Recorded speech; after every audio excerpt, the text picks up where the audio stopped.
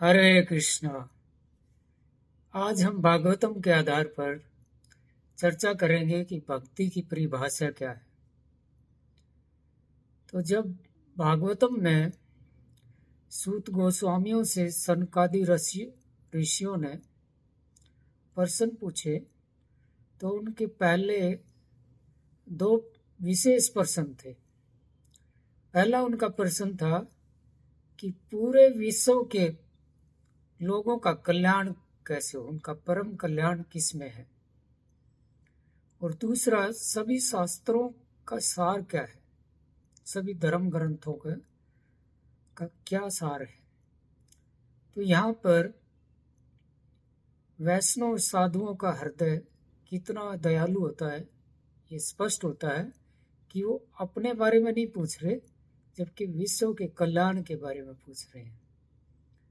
तो इस प्रश्न से सूत गोस्वामी बहुत प्रसन्न हो जाते हैं और फिर वो अपना उत्तर देना शुरू करते हैं। तो उन्होंने अपने उत्तर में बताया, इन दोनों सवालों के जवाब को एक ही उत्तर था कि विश्व के का कल्याण किस में है। सभी लोगों का कल्याण है भक्ति योग से।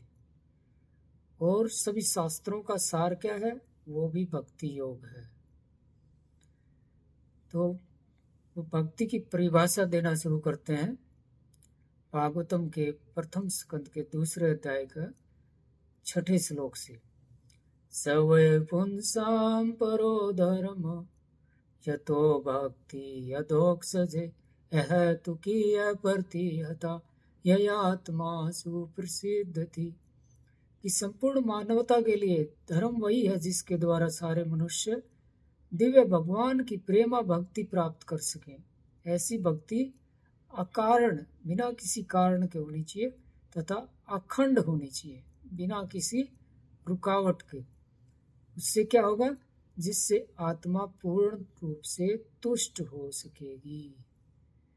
तो हमारी संतुष्टि किस पे डिपेंड है? अगर हम भगवान की भक्ति करेंगे तभी हम संतुष्ट हो पाएंगे। और भक्ति किस पे डिपेंड होती है? हमारी हृदय की शुद्धता पे। जितना हमारा हृदय शुद्ध होगा उतनी हमारी भक्ति शुद्ध होगी।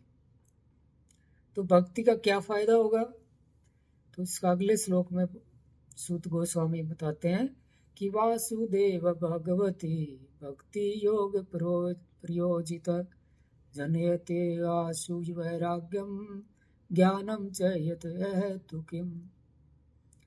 कि भगवान श्री कृष्ण की भक्ति करने से मनुष्य तुरंत ही अहेतुक ज्ञान तथा संसार से वैराग्य प्राप्त कर लेता है। कि भक्ति के दो बाई प्रोडक्ट हैं, ज्ञान और वैराग्य, उसको अपने आप हो जाता है। तो अब प्रश्न उठता है कि भक्ति में प्रोग्रेस कैसे करें?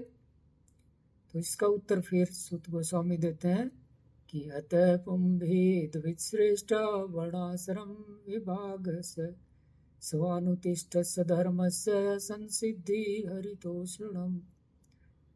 कि हे द्विजश्रेष्ठ, निष्कर्ष यह निकलता है कि वर्णाश्रम धर्म के अनुसार अपने अपने कर्तव्यों को पूरा करने से परम सिद्धि प्राप्त हो सकती है, और वह है भगवान को प्रसन्न करना। संसिद्धि हरितोषणम। कि अपनी अपनी ड्यूटी करके, अपने अपने सब धर्म का आचरण करके, चाहे कोई ब्रह्मचारी है, 4 तरह के आश्रम है, ब्रह्मचारी आश्रम, गृहस्थ आश्रम, वानप्रस्थ आश्रम और संन्यास आश्रम। 4 तरह के वर्ण हैं, जिसमें ब्राह्मण, क्षत्रिय, वैश्य और शूद्र। तो सभी का ऐसे भगवत गीता में 4थे अध्याय के 13वें श्लोक में भगवान बोलते हैं, चतुर्वर्ण मया श्रेष्ठम गुणकरम विभागस्य। कि मैंने 4 वर्ण और 4 आश्रम बनाए हैं अपने अपने गुण और उनके स्वभाव के अनुसार। तो जो जिसका जैसा गुण है वो उसी वर्ण में और उसी आश्रम में फिट हो जाता है। लेकिन इनका मतलब क्या है? कि भगवान की भक्ति करना। संसिद्धि हरितोषणम। तो किसी तरह से वो भगवान की भक्ति करे, इसका कोई और उद्देश्य नहीं है। तो फिर क्या करना चाहिए? फिर आगे बताते हैं कि तस्मात् एकान मनसा भगवान सात्वताम पति। सात्वताम पति, भगवान भक्तों के रक्षक हैं, इसलिए क्या करना चाहिए? श्रोतव्य कीर्तितवस्य धाय पूजस्य नित्यधा। तब मनुष्य को एकाग्र चित्त से, एकाग्र मन से पूर्ण पुरुषोत्तम भगवान के विषय में निरंतर श्रवण कीर्तन तथा उनका स्मरण तथा पूजन करना चाहिए। वही भगवान भक्तों की रक्षा करते हैं। इसी तरह भागवत गीता में बोलते हैं योग अक्षेम वाहम। तो जो भक्त जो हमेशा मेरी श्रवण और कीर्तन में स्मरण में लगा रहता है, सतत कीर्तन तेव माम। अगर कोई भगवान की भक्ति में हमेशा लगा रहता है तो भगवान कहते हैं योग अक्षेम, जो उनके पास नहीं है मैं उसकी पूर्ति करता हूँ, जो उनके पास है उसकी मैं रक्षा करता हूँ। तो अब बात आती है कि भक्ति की सतर कौन कौन से हैं, भक्ति की स्टेजेस कौन कौन सी हैं।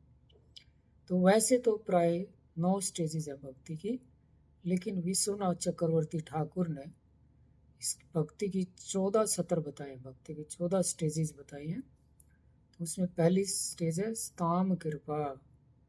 तो भक्ति की शुरुआत तब होती है जब कोई भक्त आप पे कृपा करेगा, कोई सताम कृपा, कोई शुद्ध भक्त की आप पर कृपा होगी, और फिर उस कृपा से क्या होगा?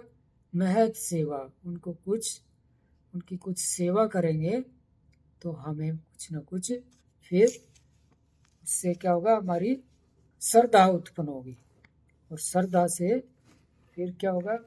हमें साधु संग प्राप्त होगा, गुरुपाद आश्रय, गुरु के हम आश्रय ले सकते हैं। और गुरु क्या बताएंगे? फिर भजन क्रिया, कि तुम भजन करो, हरे कृष्ण कृष्ण कृष्ण हरे हरे, हरे राम राम राम हरे हरे। ये सबसे सर्वोत्तम भजन है, सबसे सर्वोत्तम प्रार्थना है। और फिर क्या होगा? भक्ति में रुचि पैदा होगी, कुछ भक्ति की तरफ झुकाव होगा। और फिर 7वीं स्टेज है अनर्थ निवृत्ति, जो हमारे में काम क्रोध मोह मद मत्सर ईर्ष्या जो भी छुपे हुए उनकी परत जो जमी हुई है हमारे चित्त पे, हृदय के ऊपर, उसकी निवृत्ति होगी। और जब निवृत्ति होगी तो 8वीं स्टेज है निष्ठा। तो वो उसमें स्थिरता आएगी, वो चाहेगा मैं और भक्ति करूं। फिर अगर उसी रास्ते पे, उसी पथ पे वो लगा रहा तो फिर रुचि उत्पन्न होती है उसमें। और रुचि के बाद 10वीं स्टेज है आसक्ति।